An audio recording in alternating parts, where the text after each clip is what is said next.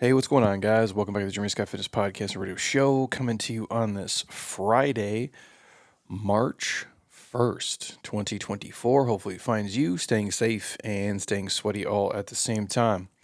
On today's episode, we are talking about something very basic here that we've all been through: eating when sick. Should you feed a cold or starve a fever, and everything in between surrounding not feeling your best, and how to combat that with proper food, rest, recovery, supplementation, and everything in between. We're playing off of a piece from our friends over at Precision Nutrition. Ryan Andrews and Brian St. Pierre have put this bad boy together, and that is what we are going to dig into today. And you guys can maybe tell if you're watching at home on YouTube, I'm doing this from Heather's home office here, just because my schedule has been very funky the last probably week and a half. And this is really the only time I could squeeze it in. And you also probably noticed last week we were not here because I was sick, not feeling well. Still not anywhere near 100% today, but man, I was on the struggle bus, not just the sinus congestion stuff. So I'm gonna do my best here not to cough and blow my nose repeatedly for you guys. But honestly, like the flu or COVID or something, because man, I had about zero energy. One of the days, like I don't even know if I got 1,000 steps, just because I felt like I could barely move from like the backyard to my bedroom to the bathroom to the living room, and just things that are not normal, like wearing pants, long sleeve flannel hoodie, and have like three blankets on, and then go sit in the sun in the backyard. I'm still shivering. Like that's not normal. And then a couple days later, you're sweating through your clothes when you sleep. Just all the fun stuff. I work around a lot of people, a lot of kids, a lot of different stuff comes my way, and sometimes when your number's up, your number's up. So definitely was not on my normal routine. Try to sleep as best you can, but obviously when you don't feel well, your sleep quality, ends up tracking rather poor. You can't breathe through your nose, all the fun things. So we're going to talk about how to navigate that today on the episode. But real quick before we jump in, just a couple housekeeping things. One, Jeremy Scott Fitness app. So jeremyscottfitness.app. You guys always know you get a week for free. The next program we're rolling through is going to be, I believe, our 30 for 30, which I think we've ran that once prior in the app. Kind of like an annual challenge for you guys. Programming wise, it's great. Challenges you obviously each and every week. If you guys are looking for something to do 30 minutes a day, 30 days in a row, this would be the program for you. It's challenging for anybody at any level, but it's a good jump start, and it's something easy that you can do. Again, it's a 30-minute commitment, nothing super insane. And again, if you don't have 5 days a week to train, you guys could literally just rock it 3 days a week, and I think you'd be okay. But the program is designed to go 5 days, and then the weekends gives you some autonomy to kind of ebb and flow, if you will, based on your goals. So if you guys want to check it out, jeremyscottfitness.app will be kicking that off here, I believe, towards the end of March. We just wrapped up our 47-day, which we still need to pick a winner. And the grand prize champion will be flown out here. Same thing for the 30 for 30. We'll do a nice giveaway and some fun stuff from there. And obviously inside the app, you guys get my weekly workouts, full programs, and we're always adding content in there, basically nonstop. Also, big up to our friends at Just Meats. If you guys are looking for an easy, high quality, no artificial colors, flavors, no bullshit, grass-fed family ranch meats delivered right to your front door, this is who we use. Right now, I think we do have a different code for you, actually, if I'm looking here.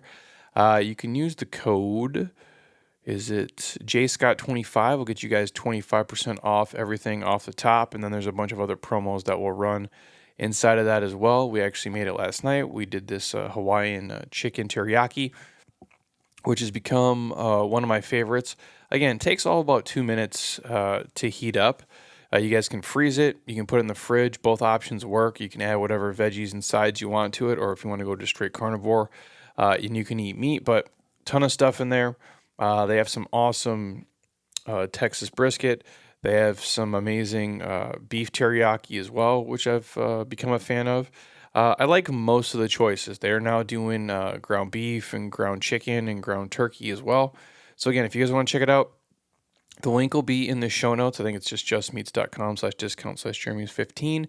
And you put in the code JScott25 to save yourself $25 off.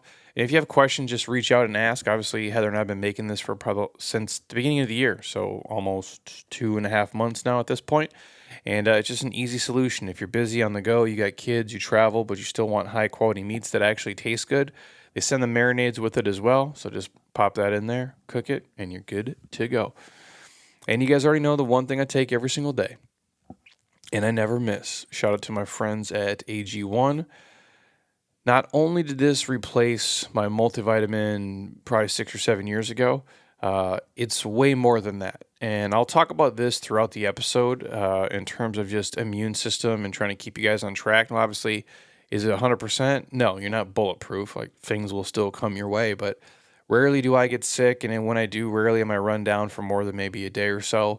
This was the one that did get me. And so I just keep plugging away. But for the most part, 99% of the time, things kind of hit me and they just kind of bounce off. And I do attribute a lot of that to obviously the real food diet that I eat, getting good sleep. And AG1 helps. Obviously, there's prebiotics, there's probiotics, digestive enzymes for your gut health, which is a huge part of your immune system. Magnesium, the B vitamins for energy, the support. There's adaptogens in there, vitamin C, zinc, and everything in between. And I think it's the best tasting out there as well. So if you guys want to try a free sample, 100% on me, shoot me a message. I don't care where you live at. We will send a free sample right to your front door. You can try it. If you like it, then you get hooked up with a year's supply of free vitamin D and 5 free travel packs with order one. So this is an easy thing to add to your morning ritual or any time of day, honestly. It's just an easy health hack. And think of it as kind of like a foundational nutritional supplement. So instead of buying 14 different pills, you just buy this and you rock and roll and you guys are on your way. So if you want to try it today, drinkag1.com/Jeremy Scott gets you all the free stuff. Or if you want a 100% free sample, reach out, ask, and I will get it to you guys today. All the other sponsors in the show notes are friends at Dry Farm Wines, JLab Pro, and our friends over at Sleeve Sold separately. If you guys want discounts on any and all of those things, that is there for you today to check out. Now, we are talking about eating when you are sick. But I did find this thing the other day, actually, before we even kick into that. I think this was over at, was it at Humor Resources or No BS Therapist? One of the two. Anyways, just an Instagram post. I reshared it on my story the other day. And it's the saying, and I quote, working your job while working on your mental health, while working on your relationships, while working on your physical health, while working on your family, while working on your sleep habits, while working on self-care, while working on exercise, while working on personal goals, while working on not being exhausted, basically. I thought that was interesting just because there is so much out there, so much information, so much, that you're supposed to be doing or you should be doing or you could be doing. And I've talked about this before on here. You just can't do all the things. You really can't. Everything comes at a cost and everything has a price you pay, and there's going to be trade-offs with everything in life.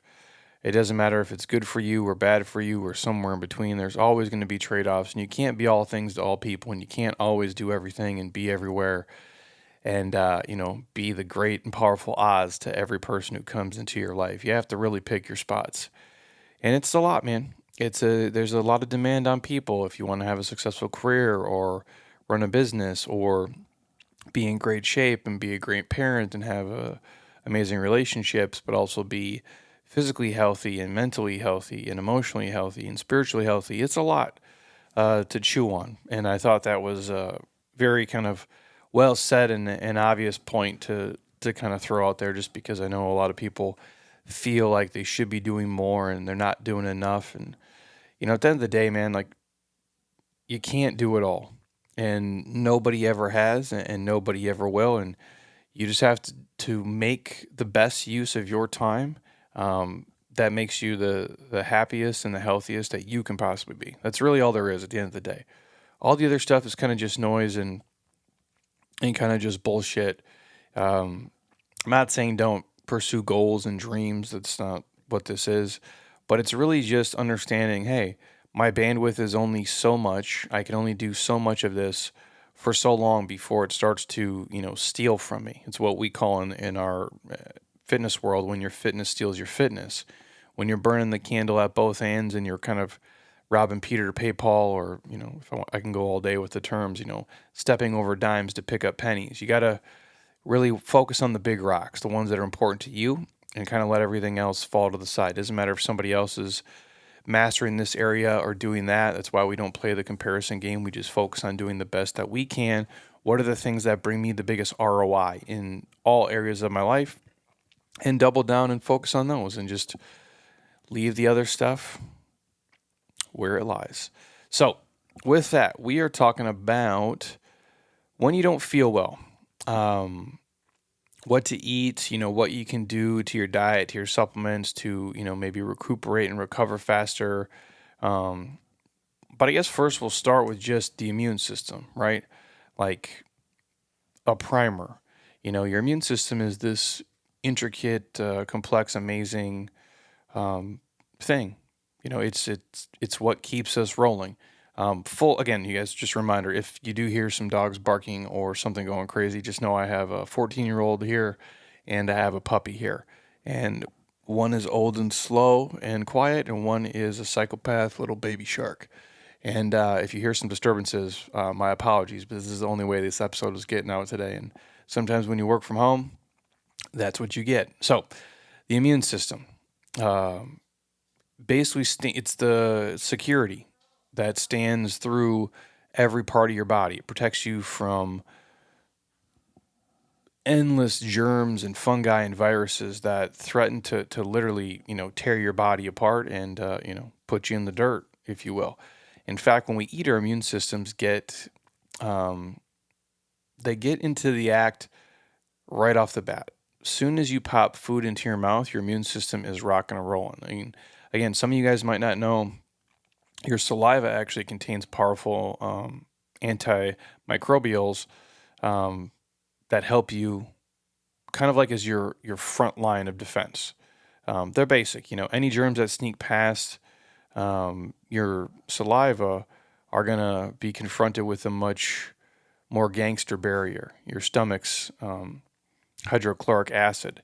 Um, some of you know, some of you don't, but hydrochloric acid is corrosive enough to remove rust from steel. So that is the thing that is inside of your body. Hydrochloric acid will literally just murder most invaders in your stomach before they can reach your intestines. And that's the beauty of being a human. So saliva is like kind of like the front layer, top flight security of the world. But then you get past that, it's like you have this steel trap of a vault in your stomach to protect you before things actually hit the intestines. Now, if your stomach acids do lose the battle, we also have proteins and chemical compounds further down the digestive chain that can sense and fight any harmful bacteria that have made it past. And then obviously, finally, our own personal, bacterial population are those probiotics you hear so much about that help prevent harmful bacteria from entering your bloodstream, taking root in the small intestine and the colon. And the foods we eat obviously affect these bacteria and the complex compounds that are released. And so, obviously, we always talk about eating real food, whole nutrient dense food. Fiber rich whole foods tend to promote kind of a more healthy bacterial balance, and the diets, that are richer in processed foods and fats and sugars can lead to a microbial kind of imbalance. That's why, again, we talk about eating whole, real, nutrient dense foods that run, that swim, that fly, that grow from the earth. If they can be organic, even better. That tends to be your best insurance against all types of viruses and infections. In fact, your GI tract makes up about 70% of your immune system.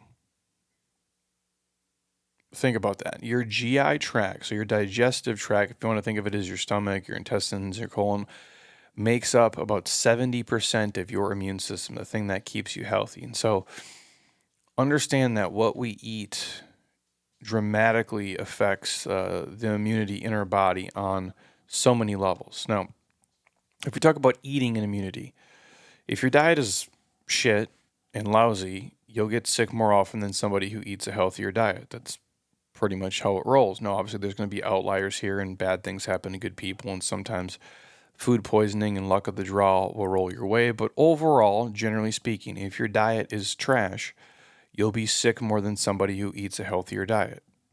It's common sense. Viruses, bacterial infections are going to hit you hard and keep you out longer. Meanwhile, people who are eating poorly, who are sick, are only going to get sicker and sicker and sicker. They don't have the necessary tools to fight off the germs that are in their body, because good nutrition allows your body to respond to these invaders, the germs, the viruses, quickly and efficiently. In order to function well, the cells of your immune system need plenty of vitamins, minerals, amino acids, and essential fats. So obviously, when we talk about nutrition deficiencies, they are more common than we think in a lot of areas. And I'm going to kind of talk through the availability of foods in the body and which ones can help and which ones maybe hinder. But just know, if you're trying to be a healthy person and you find yourself getting sick more often than you like, obviously, your environment, how run down you are, and obviously some of us in fitness can sometimes, overtrain or undersleep or under recover, if you will. Or just stress of life, obviously mixed in with the training and work and just all those things. That does have an effect, and it can wear us down, and it can impair our immune system. That's why I do think it's so vital to get vitamins, minerals, aminos, and the essential fatty acids. Obviously, why slamming AG1 is super easy to get the vitamins and the minerals. And if you guys are eating enough high quality, legit proteins, you're pumping in the amino acids and obviously the essential fatty acids. Whether you guys are doing fish oils, krill oils, chia seeds, and all the healthy fats you need in the diet. So if we move on from just the basic of you have to eat real food, and the better food you eat, the better you're probably going to feel overall, and the better your overall immune system will function. Prebiotics and probiotics. Now, prebiotics and probiotics deserve special mention to help prevent illness. Both are essential to the gut, and gut health is essential to immunity. Again, I'm not trying to sell you guys an AG1, but they do have prebiotics and probiotics in there, so it's a win-win across the board. I do also think it's important for you guys to eat probiotics in your diet, which we'll talk about as well. But prebiotics, aka the food for bacteria, helps nourish the good microbial friends, usually in some form of semi-digestible fiber that our bacteria can kind of chow down on and help move food through the GI tract. And probiotics, the bacteria themselves, have been shown to help us recover faster once we get sick. That's why you should ensure that your system is well colonized with these friendly critters. It's why it's important to have good gut bacteria versus just trashy gut bacteria. You've heard a lot of the buzzwords. We've had Dr. Amy Shaw here before talking about gut microbiome and the environment of the gut and all those things.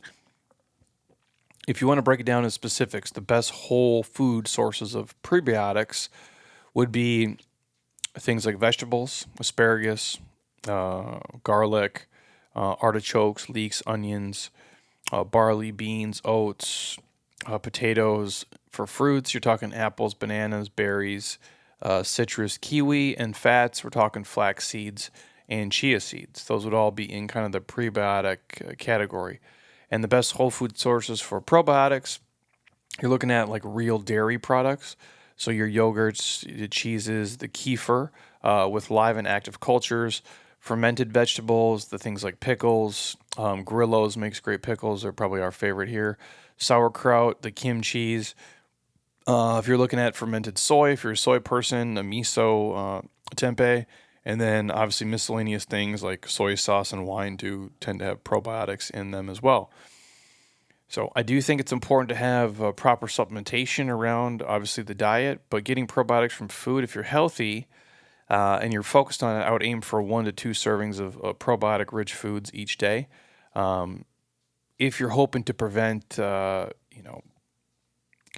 any, sickness and medical issues that come your way, maybe you could even increase the dose, but I would say at least for everybody, you could do 1 to 2. Not real hard to throw pickles and some, blueberries into your diet each and every day. Now, obviously, getting probiotics from supplements, the doses, are usually expressed in the billions of live organisms, depending on, what type of supplement you're taking, whether it's 1 billion, 2 billion, 3 billion to 5 billion for starting doses. Some people want stuff that's more extreme. You could go as high as 10 billion if you're hoping to alleviate specific health concerns. Choosing a reputable brand, taking it with food and water, I think is obviously probably the easiest route to go. Getting prebiotics from food now. If you're healthy, I would aim for 2 to 3 servings of prebiotics for food each day.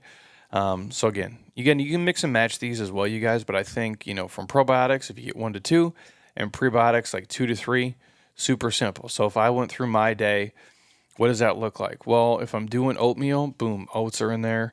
I usually eat an apple each day. I do a lot of berries as well.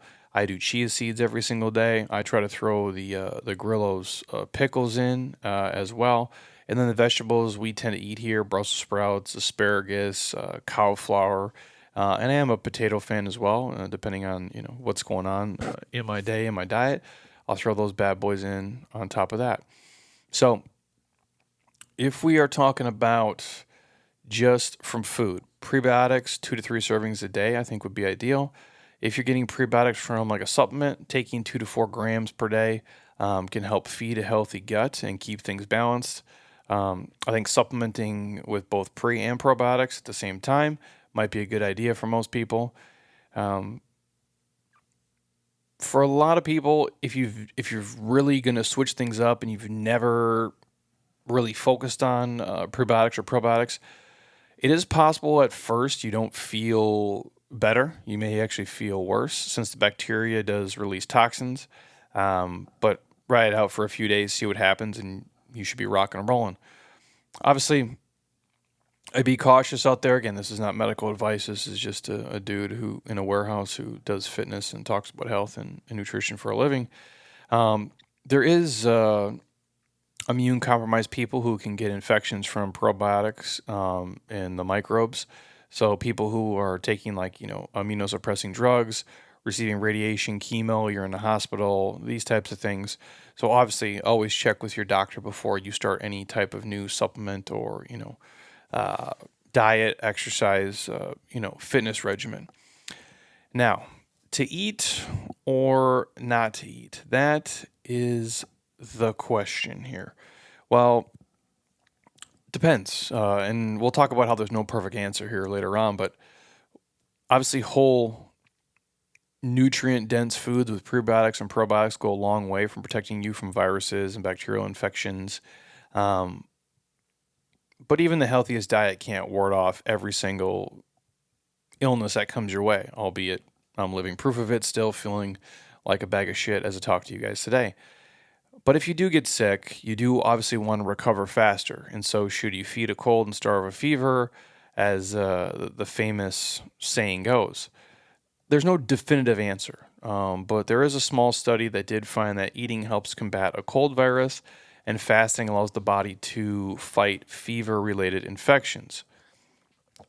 But the study is far from conclusive, especially when the findings kind of remain unclear. I've never seen anything that's clear cut saying you should, actually eat when you have a cold and you should fast when you have a fever. It really comes down to you and how you're feeling. A lot of time, like I didn't eat much last week for sure. Definitely lost weight. Definitely felt weak as hell, and kind of really wouldn't eat much until the end of the day. And it was just I was making the best choice, with how my body was feeling. But what we do know is that moderate calorie restriction can, when you're not eating as much as normal, it can improve cell um, mediated immunity. It can offset aging related changes in the immune function by helping replenish stem cells. On the other hand, during periods when you have very low food intake, your defense system against certain pathogens are lower and your immune system can be suppressed. And so, in the most severe cases, you really obviously, for me personally, um, I go off of appetite, with my illness. and do a lot of things like bone broth, a lot of clear liquids. I do the whole kind of chicken soup thing. I'll do water. I'll try to get electrolytes in there. Really not drinking any coffee or doing anything like that, just because I'm run down and my stomach was not cooperating like it should either last week. So obviously there's that. Try to keep the same kind of supplement regimen, maybe up the vitamins and minerals a bit to kind of help me with that. But obviously, when you're not feeling good, you really have to listen to your appetite cues. That's for the most part going to give you the clearest picture of what you should eat or avoid eating when you do get sick. So, for example, very few of us want to eat when we get hit by influenza or by any kind of gastrointestinal issues. Why I wasn't super hungry last week. I felt nauseous sometimes at night. I just felt kind of sick to my stomach during the day. So didn't want to eat because obviously flu-like bugs like that, the bacterial infections lead to kind of higher levels of like the inflammatory cytokines, which promote appetite suppression. Maybe that's the body's way of kind of guarding it as a resource. Who knows? But after all, digesting food does take a fair amount of energy, and energy that could be used to kind of fight off invaders when we're sick. So it's an interesting thing to kind of think about. But obviously, it's speculation at best. You really have to listen to your body and what it's telling you, and go based on how you feel. Now, if we move into the role of inflammation, like what do we know that behavioral and metabolic factors can influence immunity? Um, Obviously, if you want to go specific hormones, like your hunger hormone, ghrelin, may inhibit the creation of pro inflammatory compounds. And this can be a good thing or a bad thing depending on the circumstance. And you're probably like, Jeremy, what the hell does that mean? Well, for one, inflammation does help us fight off invading pathogens. So we do need inflammation in the body. If you had none, you would just be dead as soon as something came your way. So inflammation in a small amount in this, the way that I'm describing it, does help fight off invading pathogens, but too much inflammation will make our symptoms worse. Like that chronic inflammation, that is not what we want, but you do need some in your body. For example, like a fever will increase your metabolism as well as your body temperature.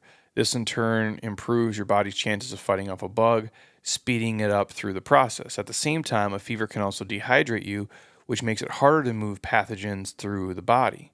That's why they say obviously stay hydrated. And again, bone broth, a chicken noodle soup, the clear fluids, doing mostly waters for me. I would do a couple Sprite Zeros as well. Obviously, if you look at infection itself, it can increase your body's nutrient needs, especially for fluid, protein, and several microtrace nutrients. Moreover, specific nutrients can affect immune function. A particular nutrient might be a source of fuel for the immune system cell, or it might influence other tissues that regulate overall immune function. All in all, we're talking about a superset of kind of complex relationships. Probably no wonder that scientists have not got to the bottom of this at this point. So, with all that word garbage said, consider that colds often result from viral infections and fevers often result from bacterial infections. And the advice to eat when you have a cold and fast when you have a fever does have some plausible biological arguments, if you will, which is why in cases of mild to moderate illness, it's likely to kind of, give it a try, especially if your appetite agrees. But if you feel like shit and you feel like you shouldn't eat, you shouldn't eat. If you feel hungry and like you're weak and you need to eat some food, you should eat some food, but I would probably, keep it light and not eat these super heavy meals because it can, bog down the system and it could actually make things worse. So if we talk about whole foods and immunity, and I mentioned some of these already, let's say obviously you're a person like me who gets sick despite all the precautions and your appetite doesn't entirely disappear. Are there particular foods that could speed up the recovery? Yes, I believe that there are. A lot of these you guys have heard from your moms and your grandmas throughout the years. And I'll go through them here quick. Maybe they'll help you if you find yourself not feeling great right now, garlic can act as an antibiotic. It's been consistently found to lessen the severity of cold and infection. Obviously, like I mentioned, chicken soup. When I do the chicken soup, we obviously have a partnership with Kettle and Fire Bone Broth. So I do the bone broth chicken soup. It's obviously been touted, as a treatment and a food for colds for as long as we've probably been humans. Chicken soup does actually work, provides fluids, electrolytes. It's warm, it's soothing. It can also contain anti-inflammatory properties to decrease cold symptoms. Um, Use real chicken soup, the real ones. Try not to grab the overly processed bullshit. I do think Kettle and Fire makes a good one, but there's other great brands out there as well. Green tea. Green tea can boost production of B cells and antibodies, helping us rid ourselves of invading pathogens. Honey has antibacterial and antimicrobial properties, which is effective for cough suppression. There is a study out there that showed that it was effective as a cough suppressive drug, just as much as any other, I guess kind of pharmaceutical, made version would be out there. So a few teaspoons in a cup of green tea is probably all you need, plus the benefits from green tea at the same time. So a win-win across the board when you guys are sick, especially if you have some of that kind of sinus congestion junk going on. And then a lot of you probably heard about elderberry supplements, but elderberries obviously have an antiviral property that's loaded with phytonutrients. There is a small study that they found elderberry extract reduces the duration of colds and upper respiratory tract infections. Probably why you've seen it on the supplement shelves touted as such. Now, if we're talking about nutrients and immunity, obviously, nutrition science loves to really study isolated nutrients, but that's really not how we eat as humans.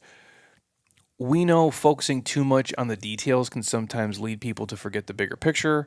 That's why I talk about obviously eating whole, real, nutrient dense foods. Now, if you look at specific nutrients that can provide insight into your metabolic pathways and the effects of individual nutrients for a specific circumstance, this is kind of the sciencey, nerdy stuff. If it helps any of you guys listening, a major drop in energy can depress your immune system. This explains why many people get so sick for a week or so after they start, kind of like a crash diet, if you will. Some of you may experience this. Obviously, if you look at inadequate or excessive intake of protein, iron, zinc, magnesium, selenium, copper, and vitamins A, C, D, E, B6, B12, and folic acid, these things may decrease the ability for the body to enlist immune defenses. So I do think it's important to have, adequate amounts of vitamins and minerals in the body. If you look at, long-term nutrition deficiency, whether it's minerals, vitamins, proteins, and calories, it can reduce the immune system's ability to respond. Again, that's why malnutrition and certain types of disordered eating actually wear you down over time. And again, it's why we talk about getting enough essential proteins and enough essential fats in your diet so you do feel your best and you can fight things off when they do come your way. Now, consistently overeating or eating more than the body needs might also compromise how your immune system responds to invaders. Dietary fats become part of cell membranes in the body and thus influence how cells respond to invaders. Some fats seem to disrupt the immune function. So again, the high quality fats, certain omega-3s, can help kind of regulate the immunity. But too many saturated and like omega-6s sometimes can actually make you feel worse. So again, I say all this to say real food is the key. Eating things that run, that swim, that fly, that grow from the earth, protein, produce, and water consistently is going to be your best bet. Obviously, if you're somebody who's eating a highly processed diet with added sugars that have a super high glycemic index load, that can obviously, if you do it enough, reduce your white blood cell count and be kind of pro-inflammatory, so pro-inflammation. For some types of people, gluten can have a similar response if you're eating too much. Obviously, I'm a huge fan of eating, grass-fed, legit, high-quality proteins. Obviously, dietary protein insufficiency can lower your immunity. So at each meal, again, you guys should aim to have like 2 palms of protein dense foods. If you're a dude, women, at least a palm full. If you're counting macros, even better. But I do think it's important to have high quality proteins in your diet if you want to be as strong and as functional as possible. Other ones that I always throw into when I don't feel good, making sure I have enough iron and enough zinc. It's essential for cell replication. Um, Basically, think of like having enough zinc and iron as a key component to a well functioning immune system. And if those processes aren't functioning properly, it's tough, you know, for bone marrow to produce more white blood cells, thus in terms harming our immunity. So overall, both nutrition deficiencies and even sometimes over supplementation of the wrong things can actually diminish the body's natural um, antioxidant defenses. So as always, like most things in life, balance is the key. If we want to talk about specific supplementation outside of that, obviously for me, AG1 becomes the base. But if I was going to throw anything on top of that, just because I felt I needed it and I was not getting a sufficient amount, obviously vitamin C supplements, very popular. Zinc, like I mentioned, elderberries, great. Elderberry extract, ginseng can be great for people as well. Quercetin, which I tend to take daily anyway, may also assist in immune function. If you're looking at a number, could be up to like 1,000 milligrams a day, daily for 3 weeks. If you're looking at where is quercetin found in foods, things like onions, apples, red wine, broccoli, tea, also ginkgo biloba. I never can say that right. Ginkgo biloba, such a strange word. Beta glucan found in oats can help with immunity. Stevia, there's studies that show it might even enhance white blood cell activity. Selenium, consuming foods that are rich in vitamin E, nuts, olive oils, avocados also can help. They can be shown to help T cell function and might lead to less influenza and less respiratory infections. So, what can you do right now to prevent yourself from getting sick? All things you guys have heard me say, over 580 episodes at this point. But obviously, if you're feeling a little bit run down, if you're finding yourself in a space where you just don't feel optimal, or maybe you just want to get ahead of the game and really, lay the foundation and put these pieces into play, what would I do to prevent myself from getting sick? And I try to do this each and every day.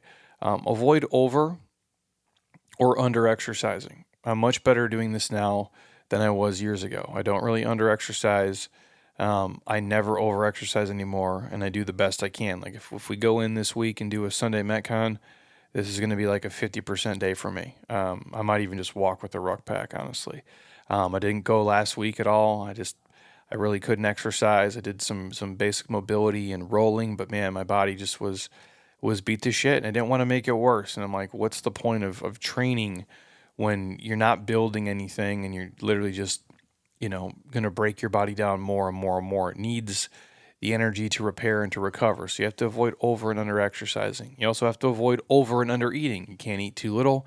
And I don't think eating too much is good for you either if you're trying to fight off infection and you want to avoid getting sick. Most of you know this, maintaining a healthy body weight. Don't be, 25 pounds underweight, but don't be 50 pounds overweight. Make it easier for immune system to kind of work and fight as it needs to. Obviously, washing your hands, super simple stuff. Easier said than done, depending on where you work and how often you touch and interact with people. And I touch equipment and floors and things all day, every day, and that's a rough one for sure. But I do the best I can. Getting enough sleep consistently. I've been tracking my sleep super deep. I'm happy to do a sleep podcast for you guys. Actually, last night, it says I had my best sleep score yet. Now, when I was sick, I actually had the first ever pour. They kind of rate you. I don't know all the ratings, but I've seen good, I've seen fair, I've seen excellent, and I've seen poor. And last week I had a couple in terms of if you want to track like numbers, if like 100 is a perfect score, I had some last week that was 55 and 53. Those were the first two poor scores I've ever received. And then last night, actually, it says I had an excellent sleep score of 90. And that's the first excellent one I've ever got. I usually get a good or a fair. And I've been pretty good with the time I go to sleep and the time I wake up and my sleep routine. It's become a whole thing. It's crazy. You've probably seen that meme out there where it's like when you're, 20, in your 20s, you fall asleep like on a couch with, one leg on the ground, three beer cans laying on you and you're dead asleep and you wake up and you're fine. And then by the time you're in your mid 30s and past 40, it's like you got a fucking mouth guard in and eye mask and you're in a blacked out room. You took 8 sleep supplements. You meditated for 22 minutes. You got 3 fans on and you got a specific pillow and a blanket and the way you lay. And it's become a whole chore. And, I don't know if I romanticize how I slept when I was super young and maybe I vilify it now, but I don't really remember doing all these things years ago, and I would just fall asleep and wake up and feel like I would kind of be fine. But as you get older, things obviously, sometimes change. And so it's like doing mobility. It's like, did you do a lot of mobility when you're 17? Probably not. You probably didn't really need to either. And then by the time you're 37, you're like, shit, I actually have to get loose and warm up before I go run around so I don't rip and pull and tear something. I guess the sleep kind of tracks the same. So I do think getting enough sleep consistently, enough, a mix of light sleep and REM sleep and deep sleep is crucial and important. A lot of you guys, whether you know it or not, you get most of your deep sleep probably prior to midnight. So if you're going to sleep after midnight, you might not be getting as much as you need to let those muscles recover and repair. And obviously getting the REM sleep typically tends to be when you dream to, kind of help you deal with stress and improve mood and memory, coding, and all the important things. So I do think sleep is critical. Obviously, managing stress just in life in general, which is easier said than done. Sometimes life throws things at you, and you can't really, you know, you do the best you can with the tools in your toolbox. But managing stress is going to help you guys not be as sick as often. Eating plenty of nutrient-dense foods, feeding your body the healthy bacteria that we talked about. I do think for some people, fasting can be super helpful and useful. It's what I do each and every day. I've been doing it for the better part of, now over 15 years. Also, I think for a lot of people, consider supplementing like a vitamin D, the D3 with the K2, which we do give you with your athletic greens and your AG1 if you guys want it. And just making sure you have a wide spectrum of food-based, vitamins and minerals. But recognize, like, if you're not eating a balanced diet and a whole food diet, supplementing with, things like probiotics, they're not going to fix it, right? You got to address your diet first. I can't say it enough. Like, obviously, I have a huge partnership with AG1. These guys have been great. Kettle and Fire Bone Broth has been amazing. Like, all these guys, J-Lab's been awesome with the supplements that we take with him, the turmeric, the collagen, the krill oils. But you got to address your diet first. You don't spend $400 on supplements and then spend $50 on the food you eat. It's the inverse of that. Like if you spend $1,000 a month on food and you spend $100 a month on, AG1 or something, like I think that's fine. So that's critical. Address your diet first. It's, let food be thy medicine, as the saying goes. There's nothing else more important than the food that you're probably putting in your body. Now, if you already feel sick, like me, drink a lot of fluids, especially water and green tea. Let your body rest. Let your body recover.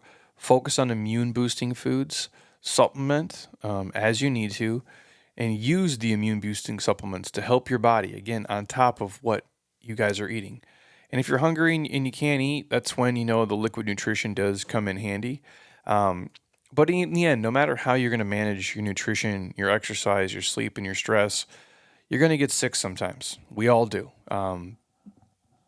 It's like Father Time is undefeated. Nobody, none of us is getting out of this game of life alive, So when you do feel run down and you do feel not your best and things are just beating your ass, and like when it's just maybe allergies or just the sniffles, and then when something is not right. My advice to you is don't wear it as a badge of honor. Don't be that guy. Don't be a hero. And don't pretend you're not sick when you're sick. Instead, take the steps that I talked about above here to get back on your feet as quickly as possible. Because again, being sick is the worst, and there's nothing worse than not feeling good and then trying to fight through it and then just making it worse. And you end up being down for, longer and longer and longer. And it's just a longer, kind of road to recovery. So hopefully that helped you guys. The biggest takeaway is things you should just know, just really, if you can, on top of all the things I mentioned, I did just try to get outside each day, and again, I'm lucky enough to live in a place where the weather's nice. And so I could sit in the sun, do some grounding, try to get sleep, and really just focus on, what foods are going to help me with inflammation, how much, micronutrients can I squeeze into my body, and then just eating foods that agreed with me, um, and that made me feel good, and then not doing anything to, overly exert myself. And it's okay to take a sick day. It's okay to live to return emails and phone calls another day. It's okay to cancel and move appointments if your body is beat down. I used to be a complete dummy and I would just fight through everything and go to work and just kind of push through. But sometimes you can't do that. And the older you get, I think the dumber it is that you do it. When you're 22, maybe it's something you want to do, but you don't bounce back as much. And I said this because I felt so weak. Like, how many assault bite cows could I have gotten in a minute? And I'm like, I don't think I could have got you 5. Like last Wednesday or Thursday or Friday. I don't think I could have got you 5 calories in a minute. That's how little energy I had. I just felt so weak and run down. And like if Heather was to like punch me or something, I feel like my whole body would have just, crumbled like a piece of paper, like she could have folded me up like a lawn chair. Like I just didn't feel like I had any energy or any juice. And it's like even just walking around was a chore. And that's when you're not feeling well. And I couldn't imagine being, 85 years old and having that hit you. It just would be really, really tough because as weak as I felt being this age and being this, relatively, healthy and fit, that's how I was struggling. So again, take care of yourselves, you guys. Put yourself in the best position to fight off everything that comes your way, and know that you're never going to go 100 for 100. Some things are going to creep up, but if you kind of follow these pieces here into play, you'll be back on your feet sooner than later. So, end of the day, eating when you're sick, should you feed a cold or start a fever, or starve a fever, it really just depends on you and how you feel and your hunger cues and what's going on in your body. But I do think for a lot of you, staying hydrated, resting, adding in bone broth, and the legit micronutrients into your body is going to be critical. And if there's certain supplements you guys aren't taking or things that you might think you're missing, feel free to reach out. I'm happy to answer any questions here. We've probably had somebody talk about it on a podcast, or I've already talked about it myself on this podcast ad nauseum. But hopefully that helps. Being sick is never fun, and I did not have the greatest week here, but I'm here right now and doing my best to deliver to you guys, and then hopefully just get outside today, move around a little bit, do some work calls, and just keep feeling better. So, if you guys have any specific questions, please reach out and ask, or certain guests or requests for the podcast. We're happy to get to them. If you guys do want a free sample of AG1, obviously hit me up. We do have the J Scott 25 discount on Just Meats as well to get you guys all the proteins and amino acids into your body. Again, I do love how it tastes. It's made my life a whole hell of a lot easier here at home, especially when I was sick. Being able to heat food up in 2 minutes or have Heather do it, and just throw some chicken into my bone broth chicken noodle soup was actually pretty tasty, and I think helping me get back on the road to recovery. So if you guys want to check those out, hit me up. If you want to join us for the 30 for 30 challenge coming mid-March, that'll be in the Jeremy Scott Fitness app as well. All those things are in the show notes. If you're on Apple Podcast, drop us a 5-star, leave a comment. We'd appreciate it. Same thing for Spotify. You guys can drop comments and leave reviews there too. And if you love what we do, we'll take a Google review as well. Selfishly, it helps our business. And I wish you all a healthy, happy weekend here. If it's March where you're at, hopefully the weather's starting to get, a little bit nicer, a little bit warmer. You can get out, get some vitamin D, breathe some fresh air, and just, you know, do the things that you love to do, because that is what it's all about at the end of the day. So I thank you guys who watch on YouTube. I thank you guys for the support here. Feel amazing. If you're going through some sickness, follow the tips. And I look forward to speaking with you guys here in a couple of days. So until next time, eat well, train hard, be nice to people, and please, you guys, keep doing shit you love with people you enjoy, because your life is too short not to. I'll talk to you soon. Peace.